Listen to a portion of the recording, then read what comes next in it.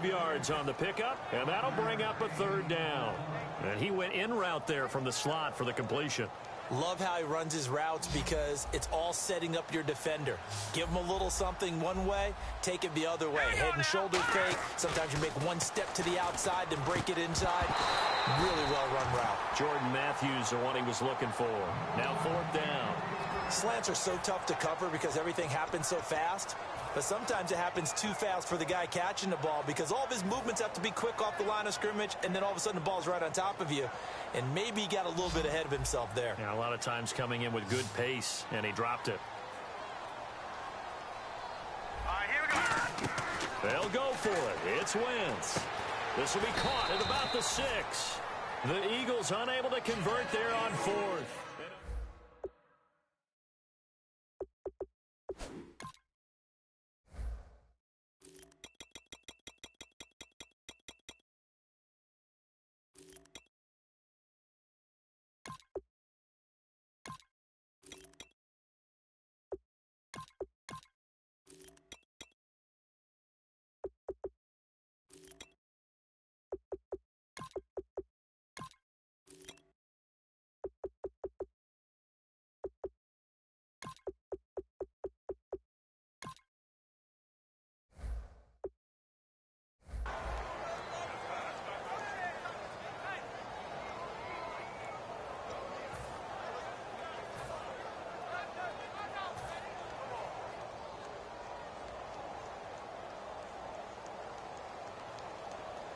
And tough starting field position here.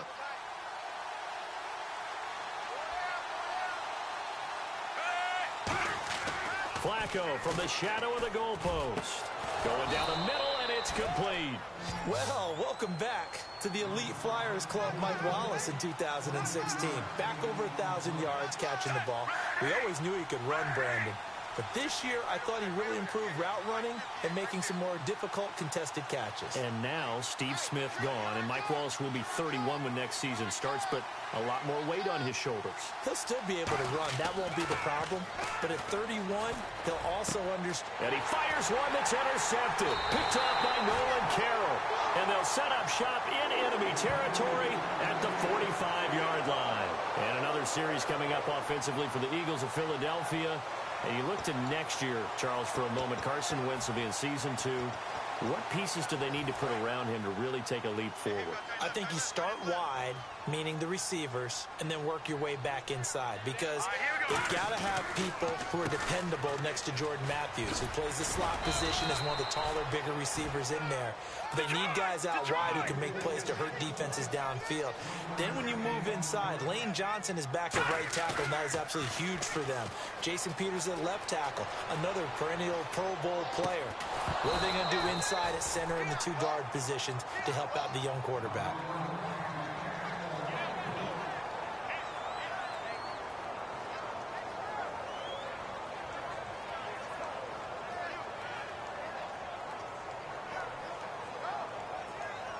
And they'll need to get to the 35 if they want to keep this drive going on 3rd down. They come out 5 wide, 3 of them to the right side.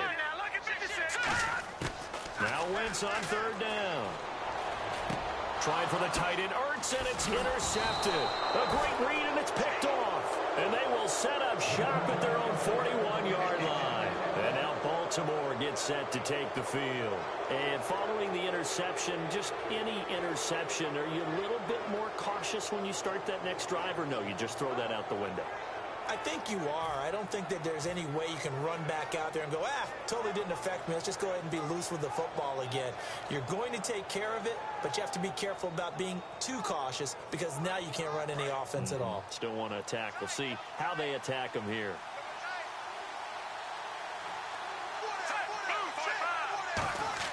They get the pick. Now what can Flacco do on 1st down? And Steve Smith hauls it in. And he'll be taken down, but not before getting this inside the 30. Usually hitting a deep post pattern, as we just saw there for a big gainer, that's tough to do because you usually have a safety or 2 in the middle of the field. But if you hit enough crossers and underneath routes and curls, you start to get those guys creeping up, wanting to make plays on the football. It's the equivalent of a changeup in baseball. You show your other stuff, throw the changeup, and on that play, it worked for Big Young.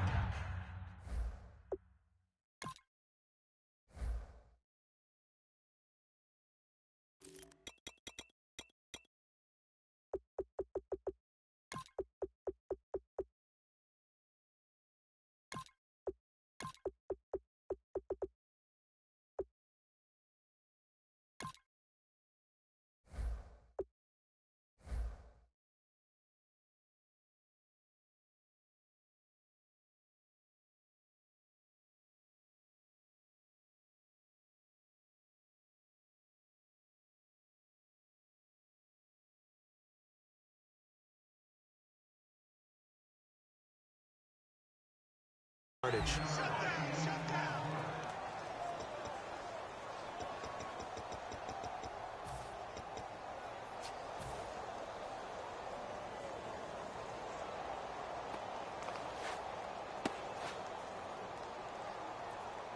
Counting down toward the midway point in quarter one. They come out with one back and three tight ends. And he'll get them inside the 15 down to the 14-yard line. Only three there on the pickup, but that's enough to move the chains. Let's face it, you always want a team full of guys who can get you first downs and big plays of all styles, but you've got to have a big man. You can just turn and hand it to, and he can be dependable in picking up first downs. Fresh set of downs here.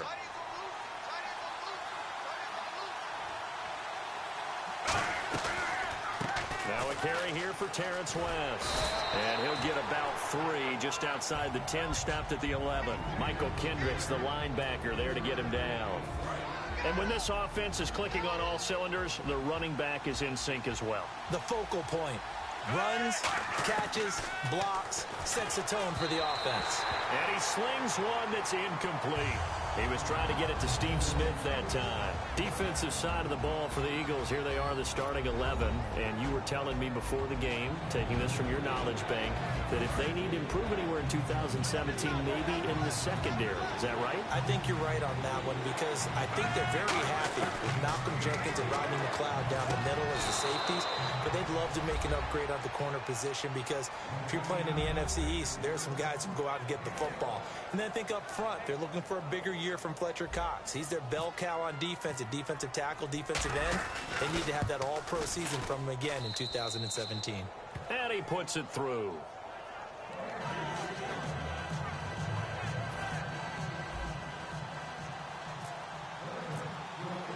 Tucker now to kick it away following the touchdown. This fielded a few yards into the end zone. And he'll make it across the 20 as his guys will set up shop at the 23-yard line. The Eagles coming out as they get ready.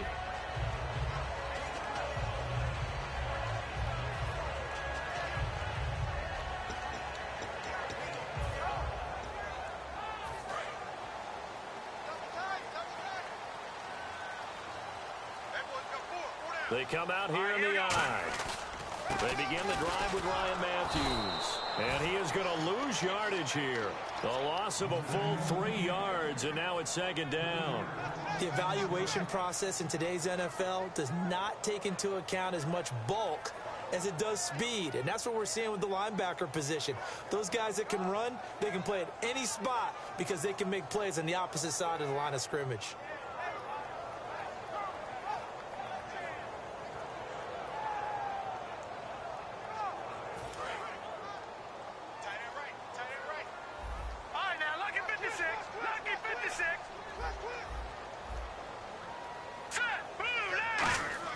Wentz to throw on second down. This one brought in by Dorial Green-Beckham. And they're able to get this one across the 35.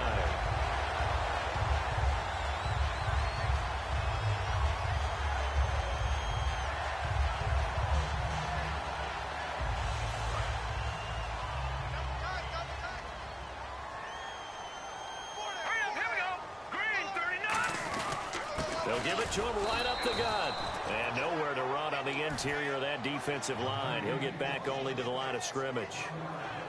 I would not want to be an offensive lineman in today's NFL, especially not a center or a guard, if you got to deal with these massive defensive tackles who could not just beat you with strength, but they can beat you with quickness and guile as well. They can get upfield and make plays.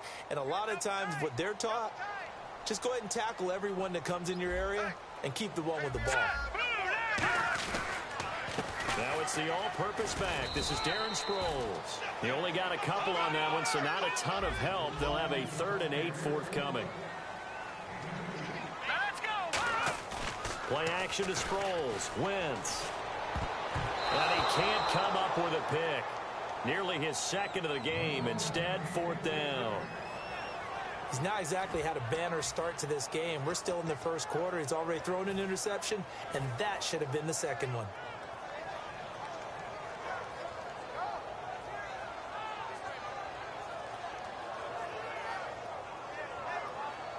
So here we go. The offense is going to stay out there. They're going for it on 4th and 8. Here we go. They do go for it. It's Wentz. And he comes back with one complete. Call it a gain of 13 yards on the play. And on 4th down, they're able to convert and move the sticks. I don't know if I agree with that. I guess they don't care if I agree with that. But, boy, you have to be surprised by that, right? I definitely was surprised that they decided to go for it in this situation. But they must have either felt like they either had a great play call on or they're trying to show extreme confidence. 1st down and 10 now for the offensive group.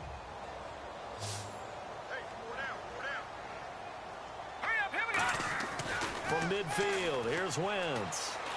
This one complete left side to Green Beckham.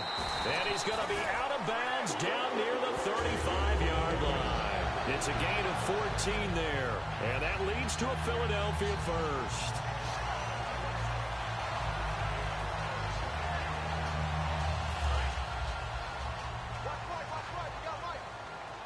One receiver left, 2 to the right.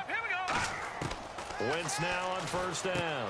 Finding his safety valve here. That's complete. And brought down, but not before they're inside the 25. A really nice pickup of 14 yards, and it moves the sticks. We always talk about having to read defenses and how complicated that is. Well, this was an excellent read. Read the pressure and got rid of the football before it even got to him for a nice game. And when they're blitzing like that, running back usually a good spot to go with a football? Without a doubt, because he's right in your sight line or he's near you. So you're able to just get it to him easily. And once he gets in space, that's usually a good matchup for him. Back live with Charles Davis. I'm Brandon Gaudin. It's the Eagles with the ball here to begin quarter number 2. They've got it 2nd and 4 to start things out. Now this will be the 9th play on this drive. Looking to jam the receivers at the line here. Press coverage look defensively. Again, it's Wentz. And incomplete there. A nice hit. Jars the ball free and brings up 3rd down. And a really long drive here, and it goes on and on. Looked like they had an opportunity for a big play across the middle, but he didn't have the concentration or the focus necessary and dropped it before he could haul it in. Buying time to his left. He may try and run for this. And he gets the 1st down yardage before he's brought down just outside the 10 at the 11. Now, this is a feeling I can relate to all too well. Deflation on 3rd and short. Excellent coverage. Took away all the short routes. And he is into the end zone. Touchdown, Philadelphia. Zach Ertz from 10 yards out. And the Eagles are within an extra point of tying this thing up.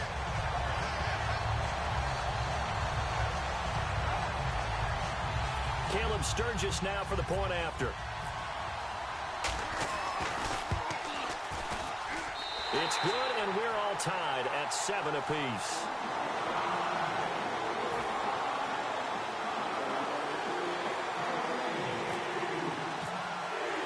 So we're right back where we started, all even as the kick's away. And a short kick, taking it about the 16.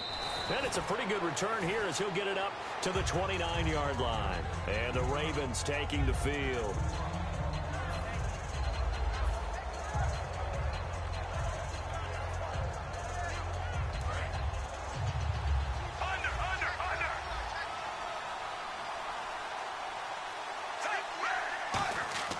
Throwing here on 1st down, Flacco. And he was hit as he threw it there, and it forces it incomplete. Partner, while we have a second, I live in Atlanta. The day after the Super Bowl, everybody was talking about one thing, the play calling at the end of the game. Should Atlanta have run the football more? What did you take away? And I do believe you're talking about Atlanta up 28-20.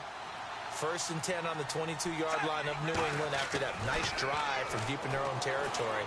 I thought run the football there. 3 points was paramount. Run the football, eat up some clock. Don't snap the ball too late in the play clock. Run it and have Matt Bryant come out and kick a field goal and put them up 11 at that point. At least that's the attempt. Now a hit, and Flacco drops the football. It's loose. So it goes as a fumble, but the key thing, not a fumble loss. Yeah, that stat's big, isn't it? I mean, I remember watching teams play. The ball might be on the ground a number of times during the game, but the other team doesn't get it. That's a huge difference in the ball game. And in this case, they were able to retain possession. Second down, Flacco now. Looking for his tight end on the corner. It's complete. It'll be a pickup of 15 as that'll lead to third down.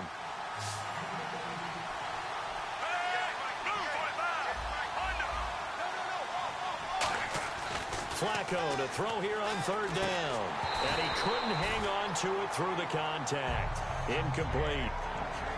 Maybe just a lack of concentration there as he couldn't haul it in. And when you're going across the middle like that, you know, he's running that drag route, you are conscious of all the bodies and the traffic in there.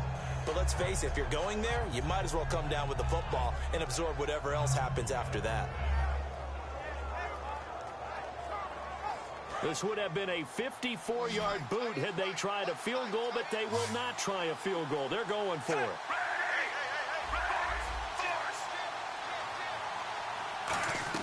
They're going to look to throw on fourth with Flacco.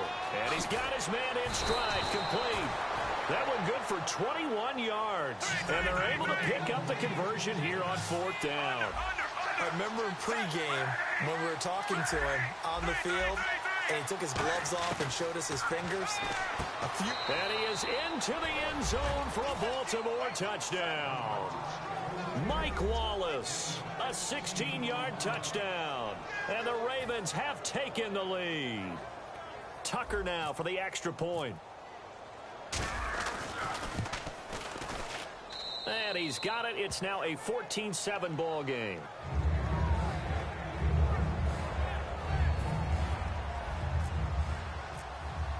Tucker now to kick it away following the touchdown. And this will be a touchback as that sails over the end line.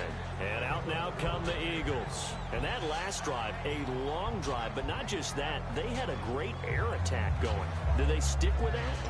I would think that they would, because if they were confident enough to do it on the last drive, starting backed up in their own territory, why would you change anything? They've got to be confident about what they're presenting and continue to do so. Yeah, because the secondary, they really look clueless. And that was amazing because that drive went and went, no adjustments, and no big plays by the defense to knock the ball away. And he'll wind up losing yardage here back at the 21-yard line. It's a loss of 4 there, bringing up second down. On second down, Ryan Matthews. And a short gain there as he'll get it up only to about the 24. Give him 2 yards that time, and it's going to leave him with a 3rd and 11 situation. So second down was a run play. Now let's see what they do on third. Now a play fake. Wentz. He's got time. Nowhere to escape, and he goes down. And that'll bring up 4th down on a big sack with a loss of 5. Great job defensively. I think he was trying to go through his progressions, find someone to get rid of the football. Before he knew it, he was on his back. So that just brings us right back to what you said in the beginning. A great job defensively. Nowhere to go with the football. That led to the sack.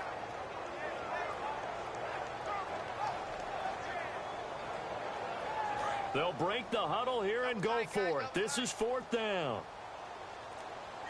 They come out with 1 back and 3 tight ends. Blitz coming, and down he goes.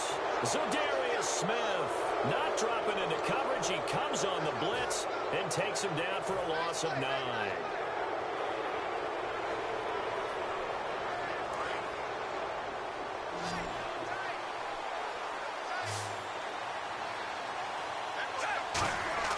Setting up to throw, Flacco.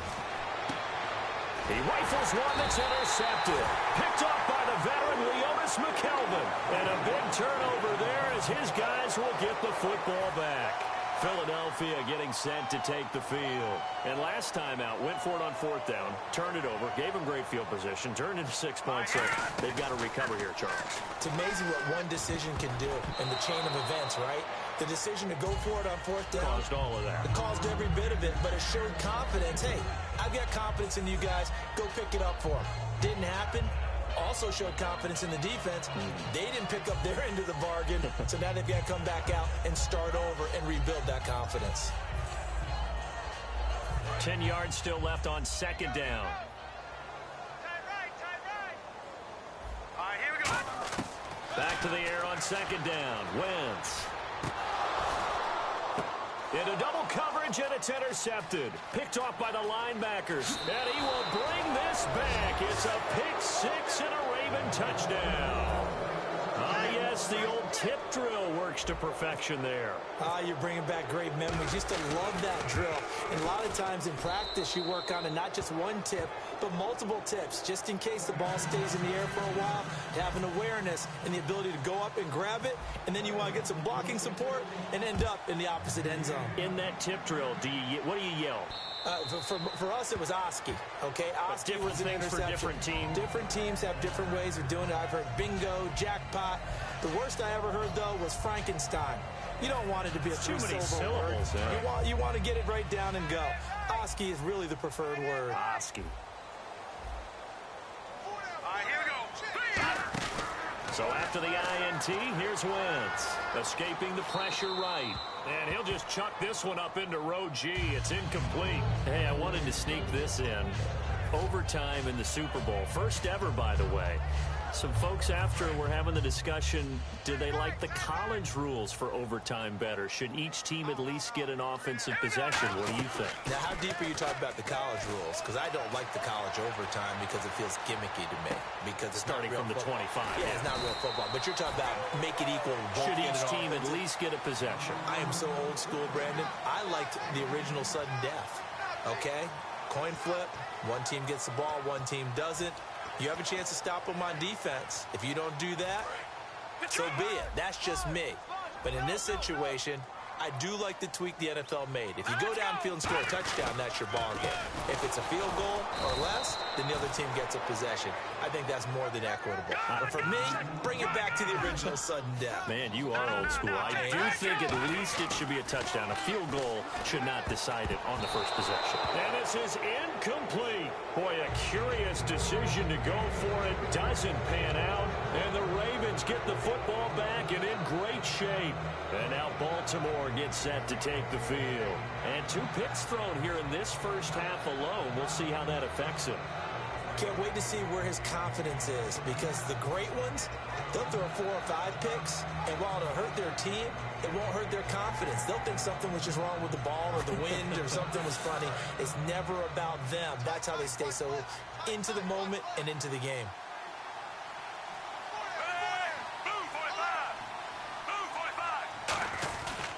Here's Wentz, and he will lose yardage back to the 34-yard line. A loss of a full 3 yards, and now it's second down.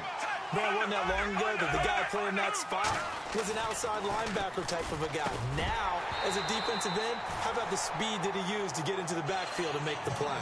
On any passes in the middle of the field, anyone who's going after the football is going to be conscious that it's probably going to be contested, and often physically. Sometimes that leads to drops.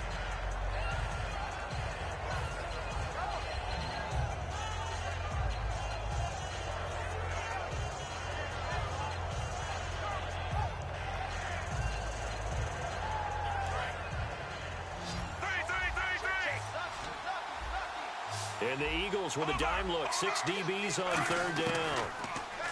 To pass, Flacco. And he's going to find his man out of the backfield. That's complete. 17 yards is the pickup there for number 17.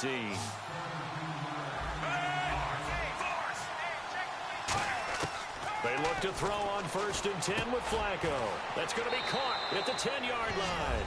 And he'll take it into the end zone for a Ravens touchdown.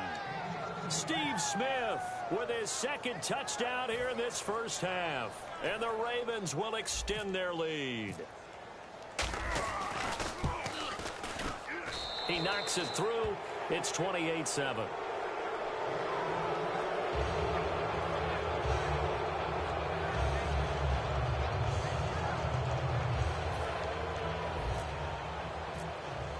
Tucker now to kick it away following the touchdown.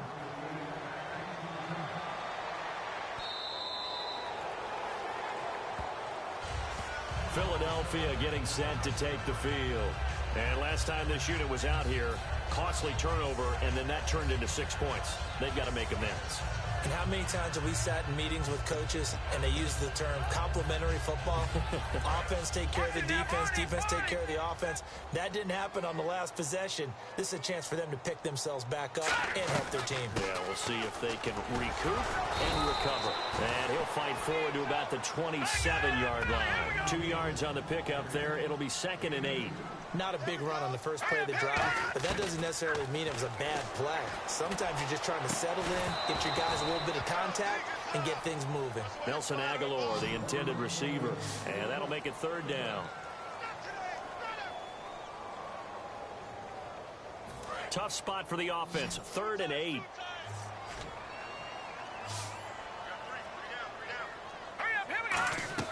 Now Wentz on 3rd down. A dump off to Sproles. And he's able to get out to the 32, brought down there. Well, the offense is not leaving the field. They're going to stay out and go for it on 4th and 3. To throw, it's Wentz. And it is incomplete. So certainly an interesting call there to go for it. And the Ravens get the football back and in great shape. Here comes the Raven offense now, ready for another possession. And that recipe on the